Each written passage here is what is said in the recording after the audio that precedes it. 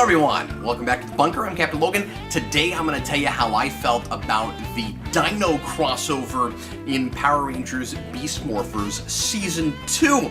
Yeah, I've been in kind of a Power Rangers mood lately. I've been getting really hip deep into the Power Rangers miniatures game, which I'm wanting to do some videos on and haven't gotten to yet. But I wanted to talk about this because I finally sat down and watched it. This just aired, I think, last week. And this was a thing that I had seen advertised for that we've been kind of making a big deal out of in Power Rangers circles ever since the second season initially started dropping. These crossovers have been really disappointing in the last few years, starting with the big Megaforce crossover. It was supposed to be this huge build-up to this amazing, giant battle with Rangers from every era with a bunch of really cool cameos and guest stars, and it ended up really falling flat and was kind of phoned in.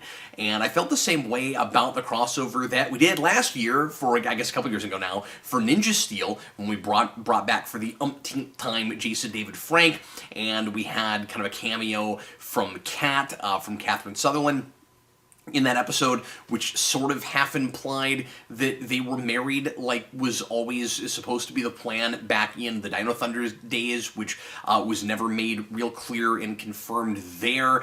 She was supposed to be in that show, I think, and that ended up falling through. In this, they're both in it, and there's kind of an implication that they're married, but I don't think that they made that, super definitely clear. And there's some of that kind of weird ambiguity going on in this episode, too, about other things. But anyway, that was kind of odd and off-putting and weird to watch. That's the thing that had the evil robot Tommy, which is, by the way, a monster that just got added to the Heroes of the Grid board game. So I just got him the mail with the Tommy pack last week. Again, I'll talk about that in another video probably. But these have been kind of lackluster, and so it was difficult to get really excited about this when I saw Austin St. John in previews for this episode, and I saw him talk about this on his channel, and he has not agreed to come back for very many of these things. Sometimes he's been asked, and he's often, almost always declined, except for a couple of exceptions like Forever Red. But I forget who, but there is a producer on the show that he's good friends with that asked him personally, and he did this as a favor to him. So he came back, and he is a lot of fun. The big kind of saving grace for this episode, I guess, is getting to see Austin St. John being a 40-something-year-old Power Ranger. I can't help but really enjoy the kind of absurdity of that, and of him kind of at the same time taking it as seriously as I think he always did, but also having a little bit of tongue-in-cheekness in it too. Like, he's not acting like he's too good for this, but there's a little bit of a wink at the camera that we never had from him. So I guess I shouldn't say as serious as he ever did. There wasn't always that kind of wink. With this, it's like, I watched this with my 10-year-old with Jason, and he said this, and I agree with him. He said Austin St. John is playing this like he knows how stupid this is, but he's just going with it. And it really kind of watches like that. So I mean, you get I get the sense that it's the same character, and that he's just gotten a lot older, and he plays it pretty authentic. But he's also pretty self-aware, I guess is what I'm saying. The disappointing thing sometimes about bringing back old Rangers is not having enough time to really do anything with them and get a sense of where they are in their life now, and what they're doing these days. And of course, I have to hold Power Rangers to a different standard. I always go through the spiel when I talk about these shows, but I don't expect a lot of real, actual character drama. It's a real wonderful surprise when something close to that actually ends up happening, and we're not getting that with this, certainly. But I always want at least a little something. Just throw me a bone as a fan. Where is Jason in his life now? What has he been up to since the last time we saw him years and years ago? he comes through a portal and ends up going to the Dino Charge universe, because that world is actually separate from the main Power Rangers world. It's this alternate reality where dinosaurs are still walking the Earth now, I think because of that finale. I never saw that, but I think the idea was supposed to be, spoilers for that show from a few years ago now, but I think the idea was supposed to be that at the end of that show, they changed it so that the dinosaurs were never wiped out, and so there are dinosaurs in that world, and it's clearly not the same universe as the regular Power Rangers universe, and so we've been making a distinction in these shows as to which ones count as canon and which ones don't, but then creating a multiverse so that we can still cross them over when we want to, just like umpteen comic book things have done, and like Turtles Forever, and even Shattered Grid in the comics. And so we're starting to kind of follow suit with that a little bit, although I'm not sure if no, I guess Shattered Grid would have predated, or was that, or would have been happening, I think, as we started doing that with the crossover from the last show. So if you haven't seen Beast Morphers, which I have reviewed a little bit of before, I did a spoiler cast for the first 8 episodes or so, the basic premise is corporate Power Rangers. We have a corporation that is funding a team of Power Rangers and is using the Morphin Grid to power their city and have free, clean energy for everyone. And it's kind of a neat premise. And what's going on during the series now is that the bad guy, who is kind of like this digital villain who is trying to take himself out of a virtual world, has, I guess, managed to do that. He's fully, because I haven't watched in a while, and I haven't finished first season yet, so I kind of had to spoil myself on a little bit, although there's not a whole lot that seemed ruined for me about this, except that Evox, presumably at the end of that first season, has managed to fully constitute himself now, and he doesn't look nearly as cool as he did when he was just a creepy digital snake guy. Now he's just kind of a generic looking Power Rangers villain, and also now that he is normally constituted, his voice isn't quite as cool anymore either, I don't think. But anyway, I digress. So he seems to be still, as far as I can tell, trapped like between dimensions or realms or something, and he's you know, you gotta contrive some reason that the bad guy has to send monsters after the Rangers and can't just go do it himself. And he has brought back the villains from Dino Charge, Evox, and the weird, creepy, happy, like Cupid's bow girl with the balloon heart shoulders. The villains for that season were really strange. And anyway, we've brought them back in an attempt to bring back even other villains from other Power Rangers shows, which is a neat idea, and I wish we could do a whole lot more with that. But anyway, I should say, by the way, that there were a couple episodes before this one that set all of this up that I'm glad that I went back and took a look at. So the first of these was just a crossover with Dino Charge, and then there's something of a clip show where the villains are just spending the whole episode trying to decide what villain to finally bring back, and at the end of it, they settle on Goldar. And I'll talk about Goldar in a minute, because the way we bring him back is really weird. I called that, by the way. I was really kind of excited when that's who we ended up bringing in, and then it was very, very strange, and I don't know what's going on with that and what we were thinking. And then in this episode, in Grid Connection, the Rangers have to go to the Dino Charge universe in order to help out in a battle that's going really, really poorly, and it's just a disaster, and it looks like Armageddon is happening, and all the Rangers go except for Devin, who, the Red Ranger, who I like a lot, by the way. I think he's one of the best Power Rangers actors we've had in years. I think that he gives a really genuine performance for Power Rangers. I like him a lot. And anyway, he kind of screws up because he wants to go compete in a video game tournament. He's really excited about it, and the keeper, the guy who hangs on to the Dino Gems, who is sort of like Larigo from Turbo, a Power Rangers movie, if he was like normal person sized. The way they do his mouth is really weird because it's like digitally added on, but it still doesn't sync very well.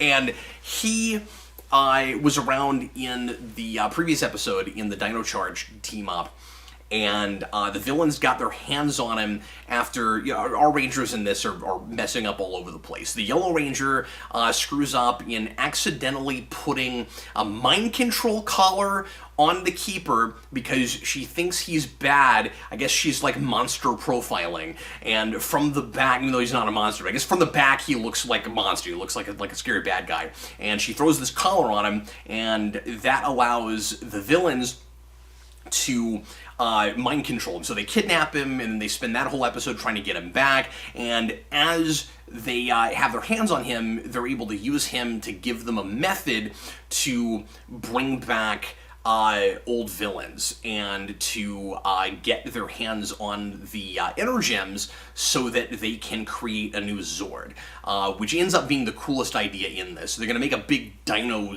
Zord, like an evil, scary Dino Zord.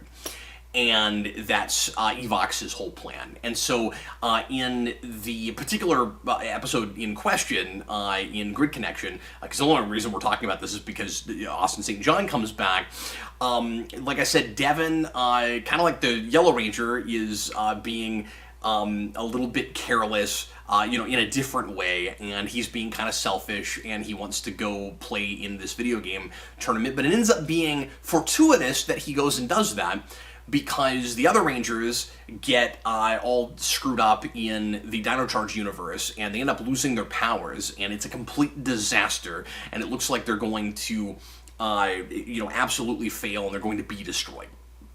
This is Power Rangers, so we don't say they're going to die, they're going to be destroyed. And so it's up to Devin to figure out how to go there and solve this problem and help the Rangers. And by talking to the Keeper, they develop a way to tap into the Morphin Grid such where they're able to bring in other Rangers to help them.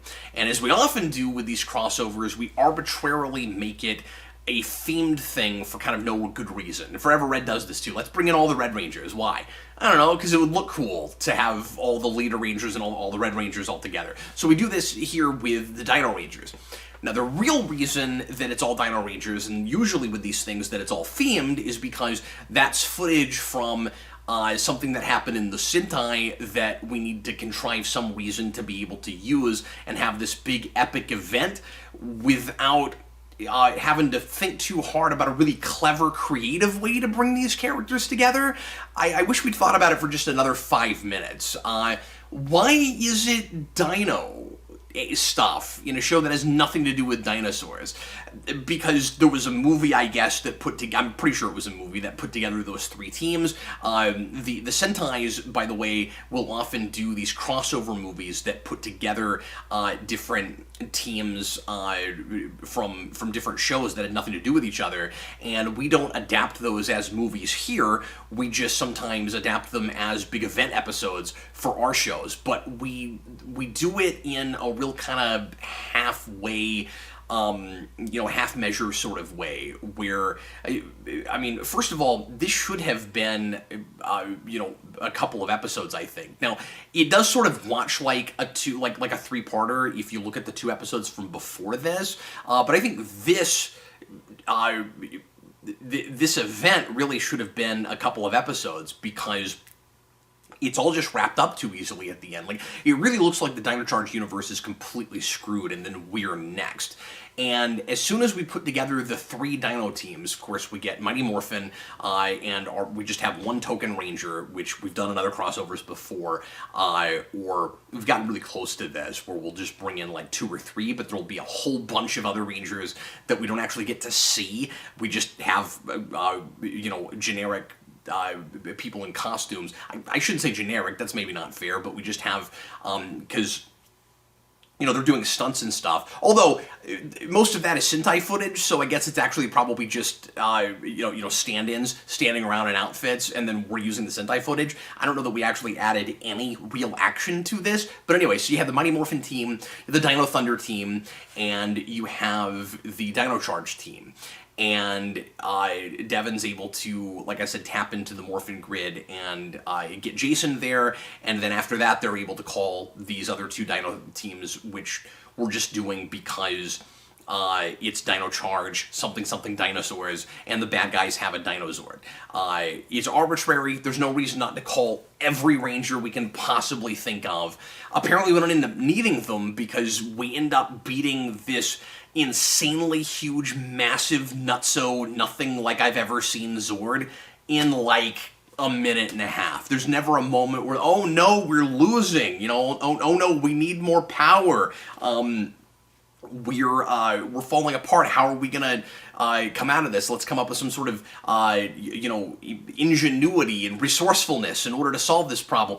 Nothing like that happens. We get the 3 Megazords from those shows. It's fun seeing them all, although it's really odd seeing the Dino Megazord in CG, and we just, put everything together. We don't make a big Megazord out of the 3 Megazords, which I thought might happen. But let's put our powers together and fight this big 6-headed Zord, which is really cool looking. Great. It hardly looks like a Zord, but I really like it.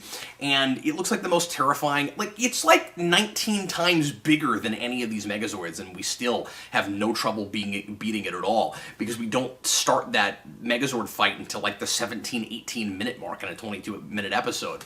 So, no problem beating that thing, and that did create my favorite moment in the episode, I should say, which is when Jason, who has kind of a lot of just generic leadery dialogue, and it kind of doesn't matter that it's Jason. Like, we could have given really anybody that came back a lot of the things that he has to say, but we got one nice token moment where he says something that actually has something to do with his show, right? And he says, I thought, and I love his line delivery, it's really funny, where he says, I thought Serpentera was bad. That thing's got 6 heads! And I lost it. I thought that was absolutely hysterical. In the Dino Charge episode from a couple episodes earlier, there are a couple of, if not clever, just really funny lines that made me laugh pretty hard. So I really want to give it that. There's a little bit of stuff in these scripts that I didn't think were horribly generic, and that I actually really enjoyed and laughed at. And Sledge, the villain from Dino Charge, has one of the funniest moments I've seen in a Power Rangers thing, where when he gets brought back to life, they've got this machine that is powered by diamonds that is allowing them to, like I said, bring back some villains. And so they bring back Sledge, and immediately when he comes back, he goes, "Oh no, there's a bomb!" And he thinks there's a bomb, and then he's good. And then he goes, which must have been connected to how he died, because I didn't actually see that. But even not knowing the context, I thought it was really funny the way that line was delivered. And then he goes, "Oh, I'm alive!" And that just absolutely cracked me up. I thought that was really funny.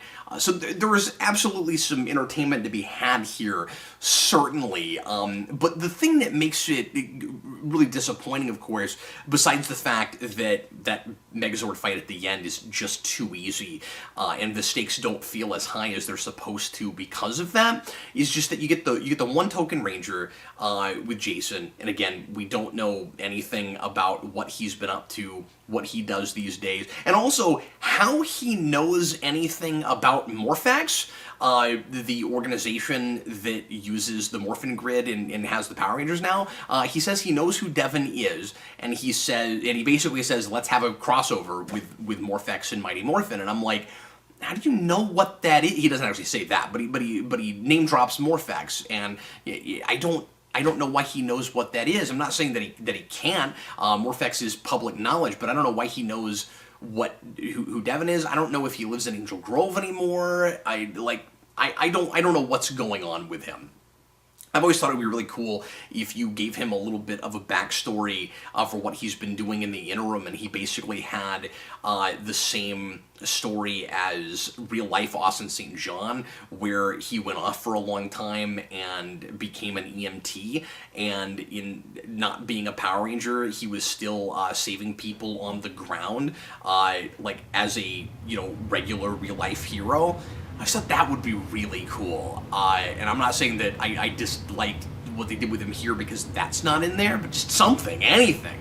But the main thing that makes this disappointing is, again, that we've got the one token ranger, and then you bring in the suits from, I mean, this is what made Super Mega Force kind of fun, was just getting to see the costumes, not the characters of Rangers that you'd seen before, but like the novelty of that has really worn off on me. Like, yeah, they keep doing these big crossover things in the Sentais, and I love Dino Thunder. It's one of my favorite, probably my favorite Power Ranger show, and then you don't get you know, Kira or Connor or Ethan, you just get the costumes, and what's worse is we occasionally have some of these Rangers talking, and it doesn't sound anything like them, and we're not even coming close to the ballpark. We're not even attempting to voice match at all.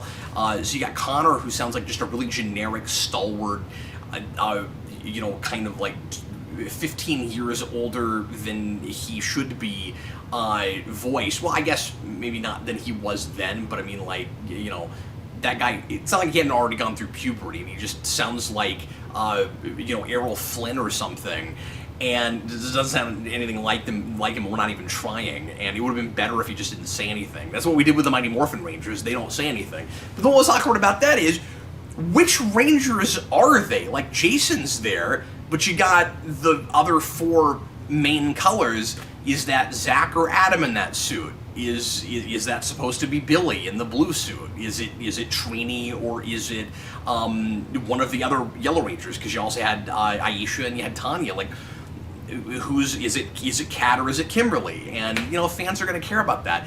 And then you end up getting into that who is this for kind of question, because the young kids, the little kids watching Power Rangers aren't going to know or care about any of this stuff unless they've gone through a bunch of these shows on Netflix like my 5-year-old has, and my 10-year-old. Like, this stuff's available, and I'm sure there are other kids besides mine that are doing that, but by and large, these kinds of things get made because there are fans of, you know, this franchise that really get excited about these crossovers, and they always do better in ratings when they're aired. So you'd think you'd throw the adult fans a little bit of a bone. I get that it's a kid show, and the adult fans still recognize and accept that it's a kid show. We're not looking for like deep sophistication with Power Rangers necessarily, although we've gotten closer to that years ago than we have at all recently. I think this show is a lot better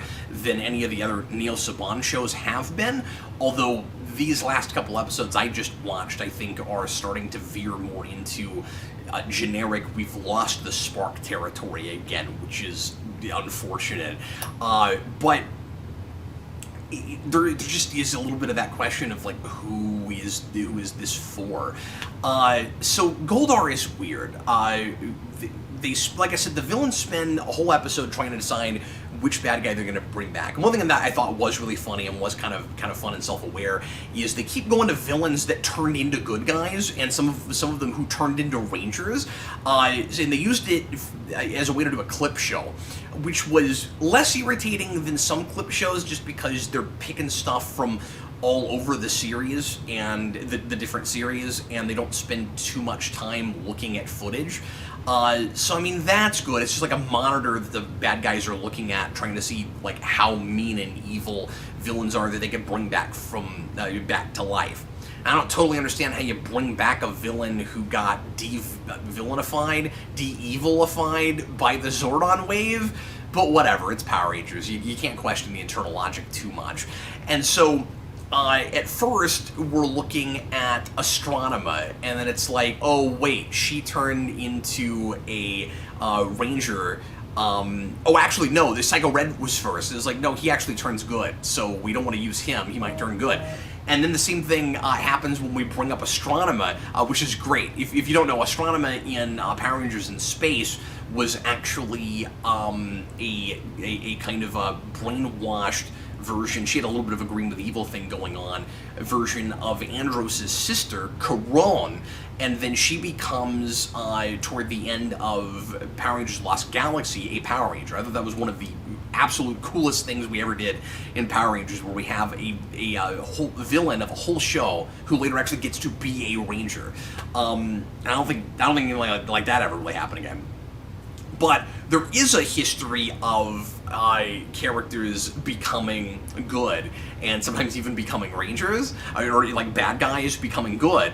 And so there's kind of a fun running joke about that, which I thought was really funny. And then we bring up Zed. And of course, a lot of you guys probably know I'm a huge fan of Lord Zed. He's one of my favorite villains of all time. I think he's got one of the neatest looks of any, just one of the most badass looks of any bad guy in anything. And he and they talk about bringing him back, and then they decide that's a bad idea because they wouldn't be able to control Zed, which is totally fair, and I like that. And they try to treat him with some gravitas, at least in the script, at least the way it's written, and we get to see a staff. So the staff, the Zed staff has a cameo. We actually see it in the episode before, where we have a collection of a bunch of the weapons of villains from time past. And by the way, when this show started and there was a Rita name drop, I was really hoping, since we're tapped into the Morphin Grid and we're making a big deal out of the history of Power Rangers, that we'd actually do some Power Ranger history stuff. And now we're doing that, which is really nice, and it's not just one episode. So I mean, I really got to give it that. But the problem is, we're kind of genericifying some of it and trying to modernize it by making it less unique. It's weird. Too many of the villains in this show and a lot of the Neo Saban shows all sound the same to me. And we're adding insult to injury and making it even worse by going back to some of the villains I love, and when we show footage of them in this clip show, we dub over them with other voices. Why? Why can't you just use the sound in the footage that you're showing? Like, you obviously have the rights to use that. I can't think of any good reason to do that. And we didn't overdub the Rangers in those scenes, I don't think. Why did we do it with Zed and then we also did it with Goldar? And they sound awful, and like I said, it's just super generified, and like the voice actors aren't even trying to match what those other what those villains sounded like. And I don't think that's fair to Robert Axelrod. That, like, he just passed away recently, and I would get, if you brought in Zed again. I'm not saying that it would be, bad for the memory of Robert Axelrod, and that it would be somehow disrespectful if you try to get a sound alike and had somebody else come in and voice him. Of course, I mean, that would be fine, and I think that would actually would have been a really cool tribute to Mr. Axelrod if we did a big Zed thing in this. And Zed is all ours. There's no reason that you couldn't make a suit again or try to patch up the old one that you have, because it was starting to get a little ratty at the end of the Zordon era. And have somebody else come in and voice him and just, do the best possible Axelrod impression that you could. I don't think anybody's even really tried this. Like, Zed has shown up in other things voiced by other people, and he always sounds entirely different. It's like nobody's trying to do an Axelrod, as if he had a really generic voice in the first place. No, like 30% of what makes him cooler or more is his voice.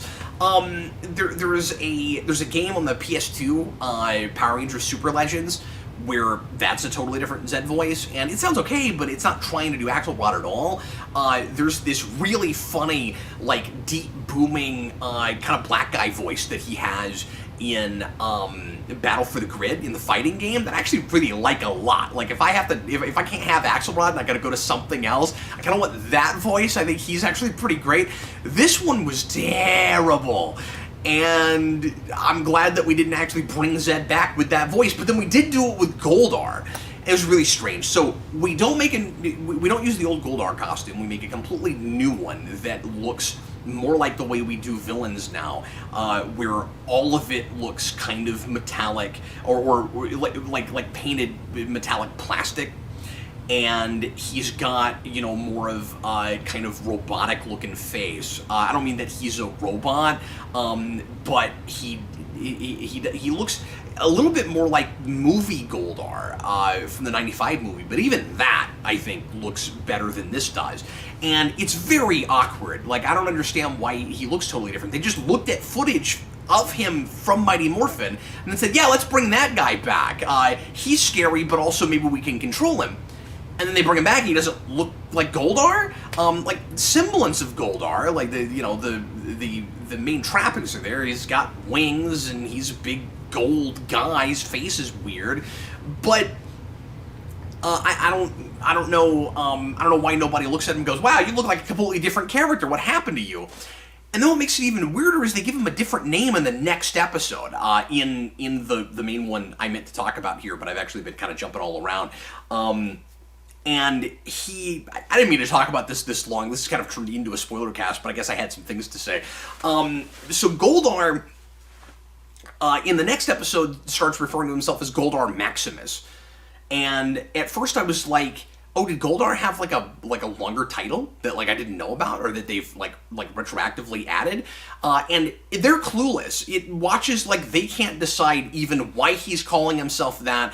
If he is the same Goldar brought back from the dead like they were talking about him before, if he is some totally other character. And the way Jason talks about him is really weird too, where he's like, oh, I hope that you're tougher than the previous one who, we took out. And I'm like, so he's a different Goldar? Even though the whole idea was they were bringing back Goldar, they said, kind of from the dead?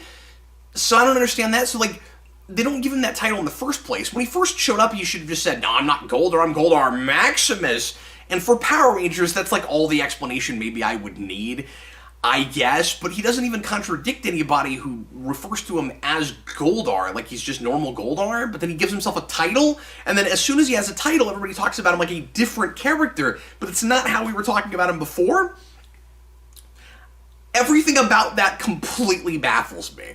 And again, I get that it's Power Rangers, and I get that we're not always consistent with, the logic and the rules and stuff, but also some of the later shows get better about that, so I want to hold it to a slightly higher standard, and I think this show has more or less been a little bit better than that. So that is really strange. It was almost like somebody added, like put in that idea, and I don't know if these are written by different people because I forgot to look at writing credits, but I don't know. But it watches like somebody put in Goldar as a big surprise at the end of that clip show, and it is nice that something cool and surprising happens in that, since it is mostly just a clip show. And then you get to the next episode, and it's like, yeah, we'll call him Goldar Maximus because he doesn't look anything like Goldar, and I don't know why we're even doing this. Is really weird. So at the end of the day, I guess I'm gonna flip my sign red. Like, I had some fun with this, but it was certainly a little disappointing. The big highlights were that six-headed evil Dino Zord. That was pretty cool. We took it out way too easily, though.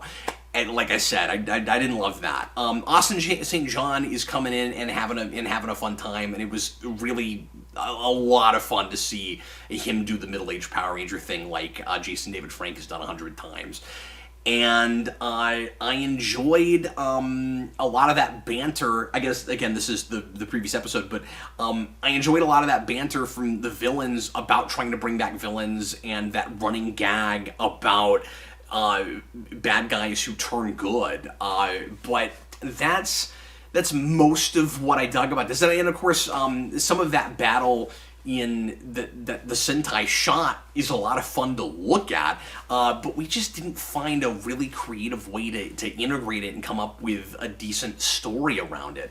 And like I said, it was really contrived finding a way to get Devin to get out of harm's way so that he could go rescue the Rangers, and we treat it as like a teaching moment, and then we never come back to that. So like, that had to happen or everybody would have been screwed. But then there's no talk about it at the end of the episode. Like, they sort of treat it before that like, oh man, I made this big mistake and I need to learn from this. But at the same time, it's used as a plot device to make the whole episode happen. So what lesson is there really to learn there, and I just feel like we're kind of throwing our Rangers under the bus, where they're creating too many of their own problems, and like with the Yellow Ranger in the Dino Charge episode, and not really, seeming to learn a lot from it. At least that was treated more like a lesson episode, like a message episode, where at the end, she has to learn, I guess, to not monster profile, to be a little bit more careful in her judgment of people, and not to be impulsive just based on what they look like, like from the back. So I guess that's okay. But then Devin does in kind of an equally stupid thing, because he's told by this mystical guy who clearly has massive amounts of power and is supposed to be wise, and he's a Zordon type, and he knows about the Morphin Grid and the Power Rangers, that he's had a premonition, and that in the future, not too long from now, there's going to be a big battle with Rangers. Conveniently, he can't tell which ones. And that Devin is going to get hit by a meteor, which happens like a few minutes after this. So like I immediately would have been heading back and like, okay, you were right. There was a meteor, and I guess all these Rangers are going to be in trouble and they're going to need my help. He does finally double back, but only because he got lost in trying to get to his video game thing. So I mean, I guess that was a nice karma thing, where like, well, he doesn't get to do his video game tournament because he was being an idiot. But he ends up, like I said, having to do that just to get the ball rolling and make the whole thing happen. So there wasn't really anything for him to learn there, and he's just treated kind of stupid. Like he just doesn't believe that the Keeper could be having these dreams and having a premonition about this. And so one of the other Rangers points out, like, well, if you look at, I like how they keep having to like study Ranger history like it's a class. And like if you look at Ranger history, there's a lot of stranger things have happened, and people have these kinds of abilities all the time. So maybe you should trust the Keeper.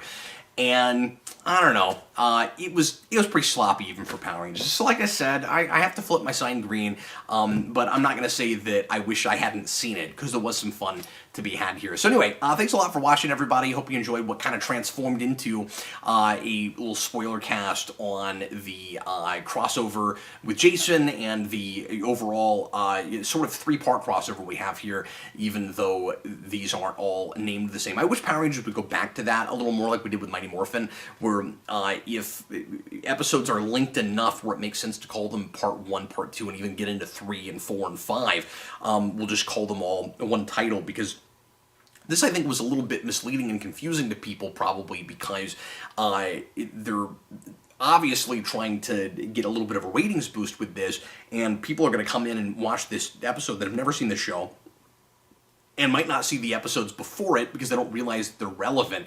And you kind of need them to really appreciate what's happening in that episode. This really is a three-parter.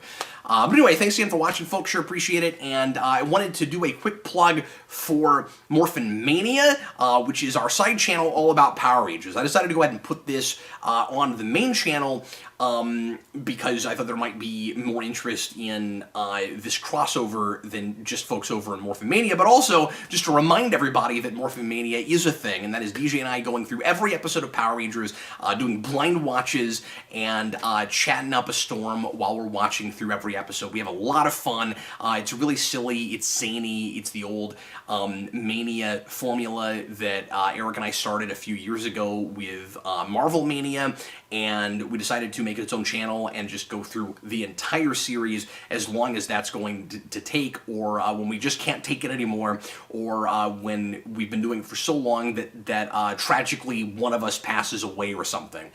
And we are right now posting twice a week, and we may start doing some other Power Rangers content on that channel as well. Like I said, I've really been in a Ranger mood lately, and I'm having a hard time deciding how much stuff I want to put there and how much I just want to put on the main channel. But at the very least, there's going to be 2 commentaries a week there, and right now we're getting close to the end of Zeo, and we'll be starting Turbo soon. So go check that out. We have a lot of fun. And anyway, in the meantime, I was Captain Logan, and I will see you again next time.